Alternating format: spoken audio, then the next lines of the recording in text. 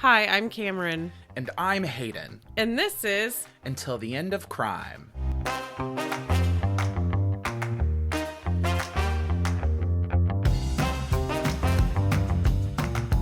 Listeners, I misspoke on episode 6, A Cantankerous Killing Couple. My grandfather graduated from high school, but his brother only finished school through the 7th grade. And you said that your grandfather had only finished school through the 7th grade? Correct. I'm still not going to say that I understand the details fully, but I think that he maybe missed the entirety of his 7th grade year. Your grandfather? Yes. Okay. My aunt was also shaky on the details, and then my other aunt tried to help her fill in the details, but I'm still not sure I understand totally. But just so the listeners know, that was my error. Have you ever thought you were home alone, but come to find out you weren't home alone? I don't think so. I have always been kind of jumpy, so I think I'm not home alone when I am home alone. I do that too. I think someone is in my home and it's not Benji and it's not Andrew. It's a mass murderer, serial killer, or someone who saw me on the street and decided they hated me and wanted to end my life. Very specific. Or a ghost. I do believe sometimes that maybe there's a ghosty somewhere. Okay. I sometimes see things, right? Like that makes me think that I'm not alone. And I do kind of operate under the assumption that I'm not alone, even though I live alone. Well, you don't live alone. I'm talking about like bipeds. I think you're unfairly cutting out Jenny and Molly. Jenny and Molly do live here. I have never seen them out of the corner of my eye and thought that's a full human. They either don't leave me alone or they know that I'll be right back. So they kind of stay where they're at. So it would be weird if they were in one of the places that I thought that I saw somebody. But you can't think of a time, like even when you were young, where you thought that you were... The closest thing when I thought I was alone, but I wasn't. I mean, I guess there's been times when Andrew's come home and I didn't hear him come home. And then I'm startled to see him. Mm-hmm. That especially happens, I guess, if I'm in the bathroom when he gets home. Yeah. Like it does startle me to see another human, but no instance that really sticks out to me. What about the inverse? Have you ever thought that you weren't alone and then you went to find somebody and they weren't there? Yeah. Okay. Unfortunately, there is never anyone behind the shower curtain. There's no one ever hiding in my closets. That's not what I'm talking about. When I was young, it was a weekend that my sister and I were at our dad's house, and I woke up and I couldn't find my dad. He wasn't in the house, which is also extra jarring because he is on wheels. Sorry. I feel like it would have been hard for him to sneak away. Right. That's kind of the point. Like, yeah. He can't sneak into or out of the room typically because we've always had hardwood floors and the wheelchair's just inevitably a little bit squeaky or makes a little bit of noise. So you always can hear him coming and going. And so I woke up and I couldn't find him. I could not find him anywhere. And I went to where my sister was sleeping and I woke her up and we both were kind of panicky because we couldn't find our dad. And then he comes rolling in. He had gone to get his hair cut and he didn't. I guess he thought that we wouldn't wake up while he was gone. I was like, why would you think that I wouldn't wake up while you were gone? I always wake up by like 8 o'clock, 9 o'clock. And that was weird, confusing, jarring. No note, no nothing, no heads up the night before. Hey, tomorrow I'm going to go get my hair cut. So if I'm not here when you wake up, I'll be quick. I don't need to wake them up to let them know or anything. That was weird. It was certainly a choice. It was a choice. It was a choice indeed. You know, the closest I think I've had to that experience of thinking I wasn't alone, but I was alone. I was 5. And they had just built the new gym / activity center / cafeteria at the school. And my mom had gone to pick up my sister from some kind of practice and I was with her. And my mom left the car to go get my sister. And she was gone for a long time. And I did not like being alone. So then I got out of the car and I followed to where my mom had gone, which was like the back side of the building. And I get there and I knock and finally someone lets me in. And I'm like, where's my mom? And I can't remember who it was, but they were like, oh, your mom already left that way. So I went that way, which was out a different way from the building. And I got out there and the car was gone. My My mother was nowhere to be found. And I don't know the name of the guy. I'm sure he was a high school student and he was in a red car. And I was just sitting there screaming and he was like, "Hey, are you okay?" And of course he knew my name. And I was like, I don't know. I don't know where my mom went. And he was like, "Well, do you want me to take you to go find her?" And I was like, "I'm not getting in the car with a stranger." But of course it was someone who knew me. I just didn't know who they were because that was a high school kid. That doesn't mean anything. Yeah, it absolutely doesn't mean anything. So I get in his car. Oh. He convinced me. I love that for you. I got in the car. That's great. He drove out from behind the facility. He made a right on Old School Road. And I was like, if they went home, this is how they went. And so he was taking me the way that we would go home. And it was right at the water tower in town where we saw my mom's vehicle coming the other way, like cross traffic. And I was like, oh, that's my mom. Like, that's who I need to be with. And so if memory serves correctly, he started honking and she pulled over. And then I started crying because I was like, I'm going to be in so much trouble. My mom told me to stay in the car and I didn't. And she's going to be so mean to me. And so before I would get in the car, I was like, "You have to promise you're not going to yell at me." And she was like, "I will not yell at you." And I was like, "Yes, you are. I know you're lying to me." And she said, "No, I promise I'm not going to yell at you. I'm just scared." And I said, "Okay." And Miranda was in the front seat. I hopped into the back seat. And literally as soon as I hopped in the back seat, "What the fuck were you thinking? What were you just yelling and yelling and yelling and yelling." And I swear to God, I love my mother, but she yelled at me the whole way home and then some. And I was like, oh my God, just crying and crying and crying. I was so overstimulated by all of the yelling and the betrayal of, "I promise I'm not going to yell at you." And the abandonment and all of it. Oh, yes. Oh, yes. And I did go and tell strangers. I shouldn't say strangers, but random people around town that my mom forgot me and left me somewhere. I want to say something about your story, but I don't want Belinda to yell at me. You know, it was a good lesson learned. And honestly... And not trusting her when she says she's not going to yell. You know, I already knew that, which is why I was so suspicious. Right. Are you ready for a story about the Gustafson family? The Gustafsons? Yeah. Well, and the Bowens. Okay. Is this a family affair? Is this the Hatfields and the McCoys? Not quite. But it is 1986. In Pepperell, Massachusetts. We are at the home of the Bowen family. Frank, his daughters Tina, who was 14, and Karen, who was 8, and Tina's friend, Kathy, who was 15. Tina and Karen's mother passed away the year prior, and the family was naturally devastated. Frank had to work a lot now that he was a single parent, so Tina was forced to care for her younger sister, making sure she had food, and they were also both grieving, so caring for her emotionally while taking care of herself, which is part of the reason that Kathy, Tina's best friend, was permitted to move in with the Bowen family when Kathy's parents moved to Tennessee to help alleviate some of the pressure on Tina. And because Frank was working so much, it wasn't just the two girls home alone. There were two teenagers working together to care for Karen and the home. Okay. We're going to pause. Pause. So Tina is 14. Tina is 14. Karen is 13. Karen is 8. Karen is 8. Okay. And Tina has a best friend, Kathy, who's 15. Yes. And Kathy's parents moved to Tennessee and allowed her to live with her best friend and her best friend's sister and father. Yes. To help alleviate part of the grief and load on Tina. I think that was part of it. And I also think that it was one of those situations where you're moving in the middle of a high schooler's education, and so you're letting her stay to continue with her friends in her high school working towards graduation. But yes, that's kind of odd. Yeah, I don't, at least from your personal perception, it's a little bit odd, but I also think that things like that happened more often in like the 70s and 80s than would happen in today's 100%. Yeah. Okay, that does add context. I still Massachusetts and Tennessee are not near one another though. No. Like,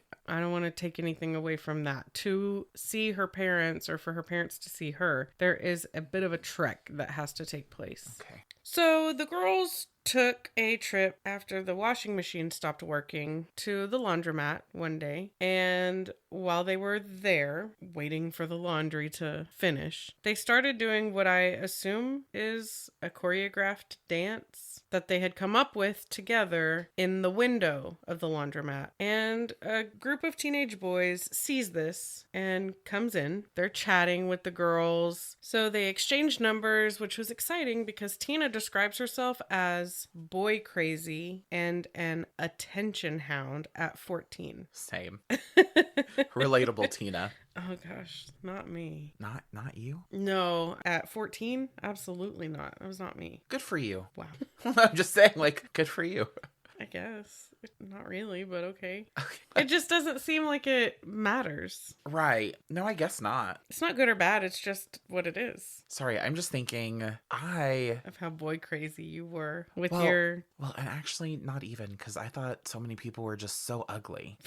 Both externally and internally. Oh. Like, sorry, you aren't attractive, but you're also a bad person. I think that's the thing for me. I need to know that you're not garbage. Yeah, you're garbage both ways, sweetie. And so, no, I guess not boy crazy, but this idea that I think for some people, you do anything you can to get the attention of the people that you want it from. Mm-hmm. And as a young person, I think that's a pretty common experience. And I think it's less discriminate when you're young. Yes. Yeah. And I did experience it. But yeah, like that kind of general description of attention hound, sure. That resonates. Right. Life is a stage. Yeah. It's attention seeking. What do you think you do? Hound. I don't engage it. No, actually, I'm not walking into this trap. I know what I do. And I know what I don't do. And I'm good with leaving it at that. I think that's perfect. One of the boys that Tina talks to on the phone is Daniel, or Danny LaPlante, who got her phone number from a friend of his who was one of the boys who had exchanged numbers with the girls at the laundromat. Okay, nice and convoluted. Yeah, did you follow? Danny is about Tina's age. He was maybe a year older. He was a football team captain, and the pair spoke daily. Tina was excited about the prospect of meeting Danny after their regular phone calls. Oh, they hadn't met each other. No. So he was friends with the guys that were in the group that had exchanged the numbers with Tina and Kathy, and he got her phone number from one of those guys who was there. Okay. Did he live in a different town? I don't think so. Okay. Maybe a nearby because... town, because these are small towns that we're talking about. Small Massachusetts towns, not Texas. Got it. The pair really had hit it off, and my guess is this budding relationship with Danny was a welcome distraction from Tina's grief. Danny introduced himself to Tina at a school event, and Tina was surprised. Okay. Was she catfished? No, not catfished, but Danny didn't quite read the same in person as he had over the phone. I guess maybe his vibe was a little bit different, or kind of like today, like a keyboard warrior. They wouldn't have the same bravado in person as they do behind a screen. Mm-hmm. But even some of the ways that Danny had described himself weren't exactly accurate. And Tina said that she was just not attracted to Danny in person the way that she was on the phone. So it's like the OG Love is Blind. Was he really a football team captain? I don't think that I came across anything that contradicted that information, but it's possible that that was not true. I can just imagine these high school students in the 80s lying to each other about who they are, or what they are. Shouldn't plan on meeting. Okay, maybe lie isn't maybe the correct word, but embellish, sensationalize. Alternative facts. Okay. In the fall of 1986, with Danny the distraction removed from the equation, Tina and Kathy, who again are holding down the fort while Frank works as a hotel restaurant manager to keep the lights on, are left to their own devices. And Tina and Karen are really missing their mom. So Kathy and Tina decide to have a seance. Oh my God. In an attempt to summon the spirit of Tina's mom. Where did these two learn about a seance? I don't know. I'm sure it's 1986. There are probably Ouija boards everywhere. Was that the time of satanic panic? Was that still an occurrence? Or was that early 80s? I think the satanic panic was 80s, 90s. ish. So maybe derivative of that. Yeah. Okay. Also, I don't know when movies like that feels definitely Had like Ghost 90s. come out? I don't know. Was that like a seance? Whoopi Goldberg and Patrick Swayze, and am I even thinking of the right thing? Demi Moore? Demi Moore? But Yeah. Whoopi Goldberg is in it. Yes. Yeah. She's like a medium. Right. Okay. So maybe that? Maybe. I mean, is going to a medium the same as having a seance? I don't Where do you even know. begin? I wasn't even alive in the 80s. I don't have that distinction. Okay. During the seance, they're asking questions, and the electrical panel cover flies off. Okay. You're laughing, but they were pretty spooked by this, and Well, because it didn't happen. it did happen. The electrical panel just flew off during the middle of a seance. The electrical panel cover flies off, and it spooks them, and they realize that maybe they are in over their heads trying to connect with a spiritual world without knowing what might result from it. Well, because it's made up. That's why. So they give up on the idea. Okay. This is an interesting take. Me? Yeah, made up.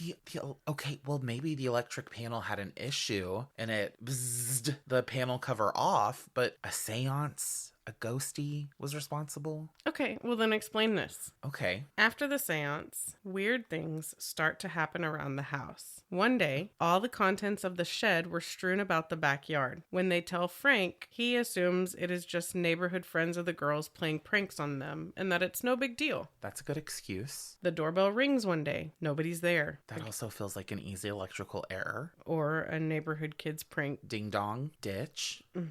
But things continue to get weirder. But Sorry, is this a supernatural podcast now? Or these things continue to happen. Things get weirder, but none of it happens when Frank is home. okay. They're only hearing noises at first, but it escalates to lights being turned off that had been on, flickering. They'd ask questions and there would be sounds happening in response to the questions. Stuff was being moved around and these girls were freaked out. All three of them? Yes. A few weeks later, a severe thunderstorm shakes their foundation when Tina hears Karen and Kathy screaming that her mother is in the dining room after a human silhouette is illuminated by lightning. This is so fake. This is not fake. Why are Kathy and Karen, is the word convalescing to spook Tina? But it's not just that. I mean, there was the time when Tina and Kathy were together and had experiences. They all heard the doorbell ring. Okay, I just want to clarify. This is a true crime podcast, so I am having a hard time. Okay, but you know what? I'm going to just go with you from now on. I'm going to suspend my disbelief. All right, so Mother was in the living room. There was a human silhouette illuminated by the lightning. Okay. In the dining room. Okay. And at this point, the girls are concerned that their seance allowed for the mother's spirit to return and wondered if maybe all of the odd occurrences were a result of Tina and Karen's mom trying to convey a message to the girls. I did not expect this type of reaction, but I'm loving this. Well, It makes sense. I should have expected it, but here we are. I love it, but I am still surprised by it. Also, this would be a totally different reaction if you were telling me that this happened to you. If you had experienced this. Don't put that on me. And you said that you had experienced it, I would believe it. I'd be like, yes, bitch, you're haunted. But because this is 1980s children, I just feel like one of them is trying to mess with the other, or they're acting out to punish their absentee father, or Kathy is secretly angry that her parents left her. Or we're understanding better why Kathy's parents were so willing to leave her. Oh, yes, I like that. So it's just, I live by the motto that we should believe children when they tell us something serious. Mm-hmm. But I also know that kids love to lie. They love to lie about anything. And so, Cameron, let's be real. Okay. I mean, they'll lie about the littlest things all the way to the biggest things. Some of them. But even the best ones still tell fibs. They tell selective truths. They've been trained to do that, though. Because... Sure. I'm not saying they're not socialized that way. I'm just saying that I have a hard time believing the account of an 8-year-old, a 14-year-old, and a 15-year-old. Especially when where are the parents? Where are the parents? Whoa. 2 are in Tennessee. 1 is deceased. Already and one questionable deceased. decision. I'm in Tennessee and I've left you there in Massachusetts. Well, would you rather raise kids in Massachusetts or Tennessee? I'd rather not raise them. Okay, well, the story's making more sense. Continue. Okay. Another evening, when they were chatting with boys on the phone in their bedroom, there's a booming knock on the window, almost like a rock or something relatively large had been thrown at it. Wait. Why is Danny fucking with them? Why is Danny messing with them? He's so hurt. He's so hurt. Okay, continue. Because she stopped taking his phone calls? 100%. So the girls freak out and phone the local police, who come out, find no signs of anything, but they do question why these 3 kids are alone without any adults.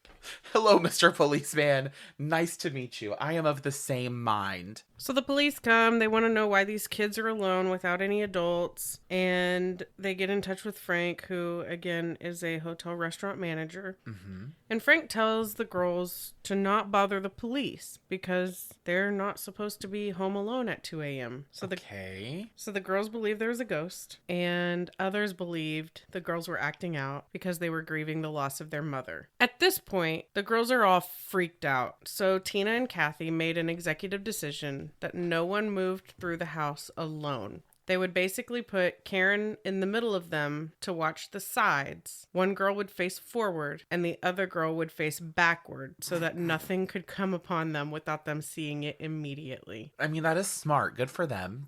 They came up with a solution. They're barricading doors at night, sleeping with a knife under the pillow. Oh my God, that seems more dangerous than helpful. Honestly, yeah. But the girls are freaked out and no one is taking their fears seriously. And I imagine that that's frustrating. So eventually, the fear that they were living with turned to anger for Tina. Okay. There's another incident of being in her bedroom on the phone when Tina hears more banging on the wall. And so Kathy picks up a bat and they head down to the cellar, hollering for whatever has been doing the banging to reveal itself. But nothing happened. So for 6 months, things would happen erratically. Sometimes 6 months is crazy. Yeah. Sometimes it would be daily incidents, and sometimes there wouldn't be anything for a week. And they still couldn't relax during that week because they were constantly on guard. Which is exhausting. Yeah, because at any time, something could happen again. So on a Friday night, boy crazy Tina is in the bathroom doing her hair and makeup, getting ready to go roller skating, which she says she did to meet boys. I'm seeing a bit of a pattern here with Tina.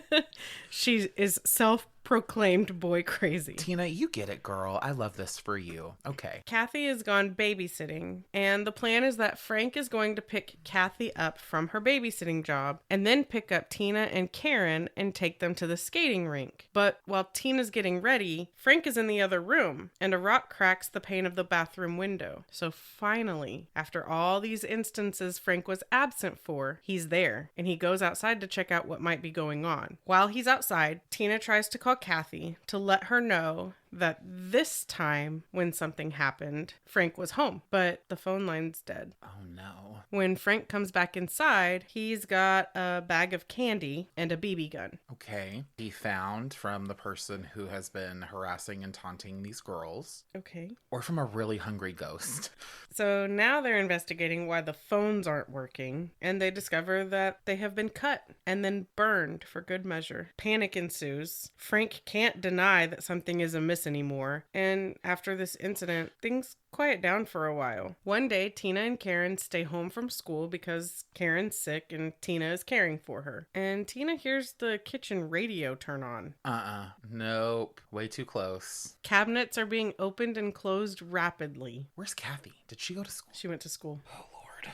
So Karen's sleeping and Tina calls Frank, but the lunch hour rush is happening. So Frank dismisses Tina and tells her she's just imagining things, that no one is in the house. After their phone line was cut and burned? Frank, you have got to get a grip. But strange things hadn't been occurring since they'd had the phone lines repaired. And he was... Well, yeah, no shit. Someone who left candy in a BB gun got caught by Dad after they fucking cut and burned the phone lines. No shit, nothing happened for a while. Yeah, I want to say that Frank he was dismissive, and then he was there when the one thing happened, which was a weird thing because somebody broke the window pane. There was candy and a BB gun, and the phone lines were not just cut but burned, which feels like a lot. And it seems like it was not a time that he would typically have been home, which I think is maybe important because things didn't happen when he was there. And I think him being there was unexpected and possibly why things didn't happen again for a while. Right. But again, it was the lunch rush, and he was a hotel restaurant manager, so he was too busy to deal with more of the overactive imagination of his daughter at that point in time. The imagination is clearly not overactive.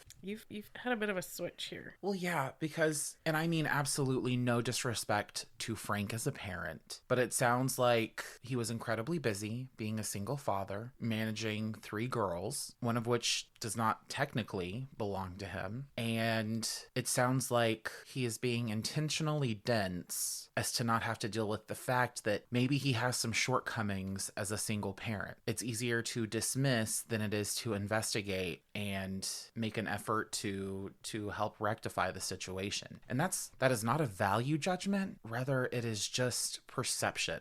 Oh, yeah. And I do feel terrible for him. I can't imagine losing your wife and becoming a single parent overnight. But at some point, your children aren't making up a 6-month-long ordeal. And then you find that your phone lines have been cut and burned, a bag of candy and a BB gun. That's denial of the facts surrounding the situation to say that, oh my gosh, you have an overactive imagination. No, bitch. They literally, you know that they shot the window. Mm-hmm. You are aware. Just because you're busy right now doesn't mean this isn't happening. It's true. It is, I think, maybe one of those times where being distanced from the actual occurrences makes it easy to downplay them. If I know anything, parents have a hard time admitting when they have failed in some way at their job of being a parent. I think that it's a uniquely shameful experience to admit that you maybe have had a failure as a parent or a shortcoming, but that doesn't mean that you should dismiss it. But of course, I know we're talking about the 1980s. Yeah, I wonder what the dynamic was before the mother's passing. Mm-hmm. Was she the primary parent and he was working but not as involved in maybe the day-to-day goings on of their life, or what? So remember, Karen is sick. She's still sleeping when Tina calls Frank. But while Tina is on the phone with Frank, Karen wakes up and goes to the kitchen in search of cupcakes and orange juice that they had just bought at the grocery store. She can't find the cupcakes and orange juice, and so Tina, who has joined in the search for them, assumes that Kathy took them to school as part of her lunch. Tina has a job mucking stalls that she needed to leave for, so the neighbor was going to watch Karen while Tina was at work. And while Tina was getting ready for work, Karen starts singing, "I found 'em over and over." She found the cupcakes and orange juice down in the cellar. Some of the cupcakes had been eaten, and Tina immediately grabs Karen and they leave the house. Also, who is living in their house? Is someone living in like ducts or vents or somewhere secret? My theory right now is still Danny being a little fucker, but I don't know. Weird that they moved things to the cellar, and anyways, continue. When they get home that evening, all the lights in the house are on, but it was daylight when they left. So Tina knew that none of the lights had been on, especially in the 80s. Mm-hmm. You'd have gotten in trouble for leaving the lights on in a room that wasn't occupied. Probably still today, but I don't get on to myself because I'm the only one I answer to. I have to pay the bills too, so. Also, light bulbs are so much more energy efficient now. They don't use nearly the amount of electricity. Right. So they enter the home. The TVs and radios are all on as well, each set to the same respective channel, volume turned up. This is the second time that Frank witnesses something. So he goes room to room and turns things off as he searches everywhere. He gets to the girl's closet, opens the door, and immediately shuts it, apologizing, saying, "I'll just let you be." And Frank summons the girls urgently. He says, "I'm sorry, I'll let you be." Yeah. When he opens the girl's closet, he closes it and says, "Sorry, I'll let you be." Okay. When the girls get to Frank, they find him face to face with a person who has their hair all spiked out, Okay. makeup on like war paint, and holding a hatchet. I know this is so serious and crazy, but I cannot. First off, that feels like a movie, right? Like, that doesn't seem like reality. Yeah. It feels like an odd choice to make. Were they trying to emulate like a Native American look? I don't know what the idea was behind it. I'm not sure what was going on mentally. Also, I still don't understand why Frank apologized. What was he doing? Well, he had intruded on this person's. I think he was very shocked to come face to face with anybody in the closet of his daughters. Yeah, okay, fair. He's already a little bit jumpy, disoriented because everything is on full blast, same channels. And then he summoned his kids to that location? Well, no, he left. So remember, this person is in the closet. He closes the closet door and backs away, and he's in the hallway. But I believe that this person comes out into the hallway as well. And so they see the two of them standing facing one another. So Frank assumes that this is a person experiencing homelessness, searching for food. So he backs. That was his assumption? With spiked hair and war paint? And a hatchet. And a hatchet? Was he looking for little Debbie cakes in the closet? He's gonna hack the shit out of him. I don't understand what Frank is. Frank. Okay. But you know, I will give him this. I think anytime we're face to face with something shocking, we immediately try to make sense of it. But my friend, a person without a home looking for treats in the closet with a hatchet? So Frank backs down the hall, hands up to let this person know that he poses no threat. Did he yell at his daughters to like run out and leave? The girls are behind him and he backs up into a nearby room. So the girls are kind of with him and they go into a room with a phone and he closes the door behind them and tells Tina to get the phone. She discovers that it isn't there and there was a lamp in the room before, but that has also been removed. So they couldn't turn on the lights. They couldn't use the phone. Tina's panicking and decides to go through the window and run for help, making it to a neighbor's house where she stumbles into the home and shouts that there's a guy in her house who has an axe. Tina's brilliant. That is what someone should have done from the very beginning. Run out of that fucking house, go find a helper, someone to help you.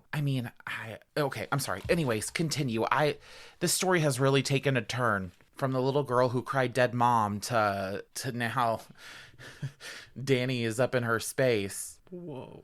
I mean, maybe it's not him. Maybe Danny was a red herring. Tina, wonderful, brave idea. Get out of the house, go to the neighbor, and alert somebody to what's going on. So the neighbor calls the police and they wait for emergency services to show up. The police surround the house. One hollers up to the window for Karen to come out. So Frank tosses her out the window to the cop, which does sound ridiculous visually, but yeah. And half an hour after Tina left, Frank, Kathy, and Karen all get to the neighbor's house. And Tina, who didn't know what was happening at her house during that time, was so relieved. She was imagining the worst, but everyone was okay. Frank apologized for dismissing the experiences of the girls initially. Good on you, Frank. I'm glad we got there. Police searched all the nearby areas, but they couldn't find the spiky-haired guy. So they advised the family to stay the night elsewhere. No shit. Okay, continue. The following day, Frank calls the station requesting a police escort. They need to get some of their belongings from the house, but Frank refuses to allow them to enter the home alone, the girls. Okay. When they pull up at the house, they're being waved at from a window on the second floor. The police escort, Steve Bezinson, enters the home and finds several messages pinned to the wall with knives. The first one says, "I'm still here. Come find me." The second, "I'm going to kill you all." That stuff wasn't on the walls the night before when police were there searching for the guy. And they had locked the house up when they left. So Officer Bezinson knew that the guy was still in the house. Oh, really? You saw them waving in the window? You see new notes posted after you've locked down the house? And you think someone is there? That's preposterous. It is suspicious. There were no footprints outside, no signs of forced entry, but there was evidence that someone had been in the house. So he was adamant that the guy was in the house somewhere. They searched the house again, looking in places they hadn't looked before, becoming even more thorough. In the laundry room, Officer Bezinson realizes there's a portion of wall that was installed primarily to cover pipes, and that this wall wasn't really a wall at all and didn't connect all the way to the actual wall. There was a gap that was somewhere between 7 to 9 inches. Look at me thinking that I'm funny. I said no word on if those were man inches or not. But he knew the space looked big enough that a person could slip behind that wall. So using a flashlight, he peeks behind there and finds a mound of dirty clothes, 3 to 4 feet tall. Oh my God.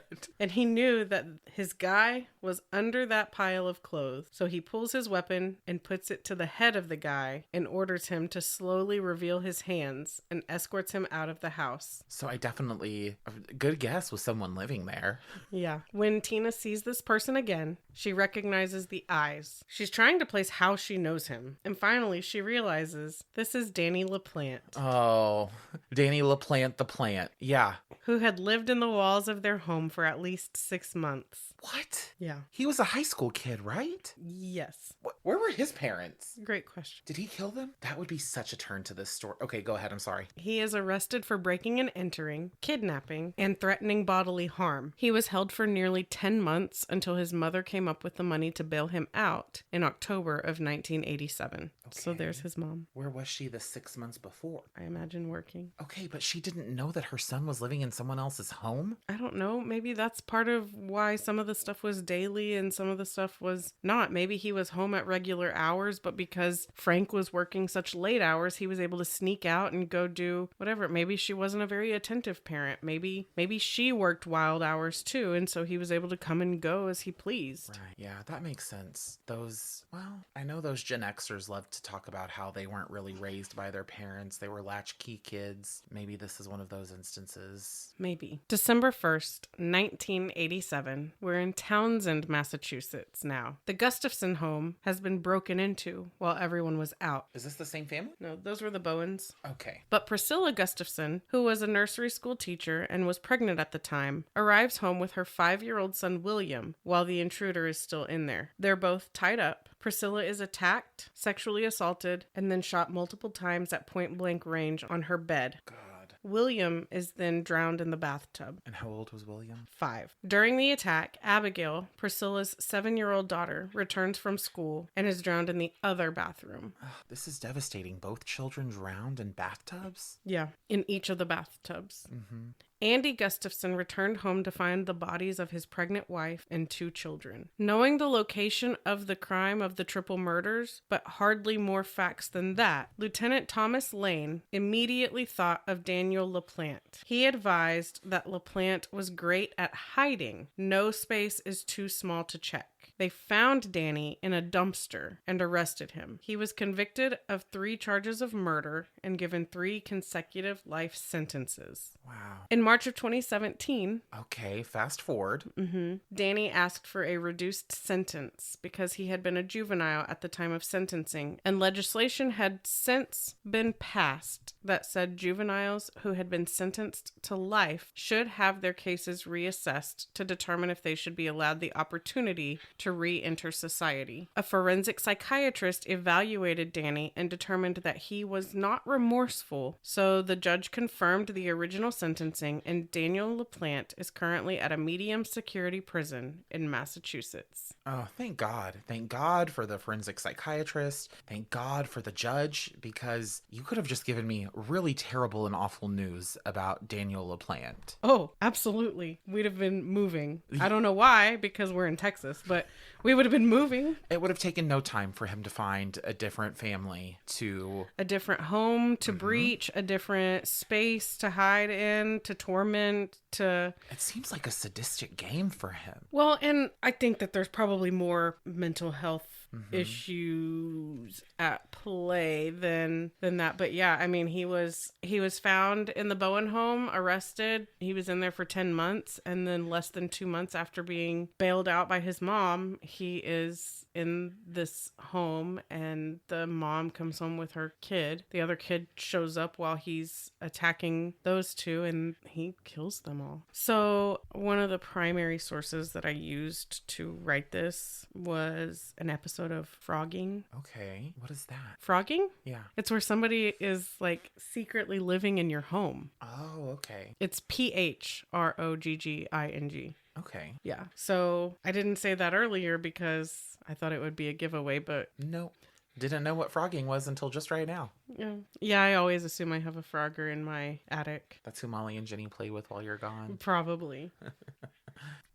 you bring these cases to me that I've never heard before, and are crimes that I don't think I would have necessarily heard otherwise. And I don't love that Karen and Kathy and Tina were haunted by a young boy that Tina had rejected, who was capable of murder. Yes. Who psychologically was traumatized. Obviously becoming more aggressive with every passing day. Yeah. Until he was ready to leave notes around the house with knives saying, "I'm going to kill you." After effectively evading the police's detection. That was the point. The police had already come and searched the house, and they didn't find him because he was... And the confidence to wave out of the window on the second floor when you see police arrive. Because you're aware that you can rapidly hide. Sinister. Without Oh, yeah. Excellent case. Fantastic work. Thanks. And thanks to Molly, who I'm sure is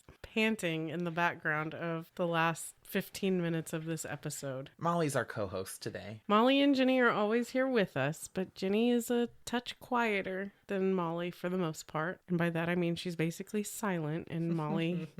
You can hear her breathe. A complete list of sources and any links can be found in the show notes. And that's all we've got for this episode. If you enjoyed listening and want to hear more, please subscribe, give us a 5-star rating, and leave a review. The most helpful thing that you can do for us is to recommend us to a friend, colleague, somebody you hate. Just recommend us to somebody. And make sure that you're following us at End of Crime Pod on Instagram. And like us on Facebook at Until the End of Crime, and join our discussion group. Our email address is endofcrimepod@gmail.com. So send us an email with questions, requests, or episode suggestions. Thank you for listening. Until the next crime.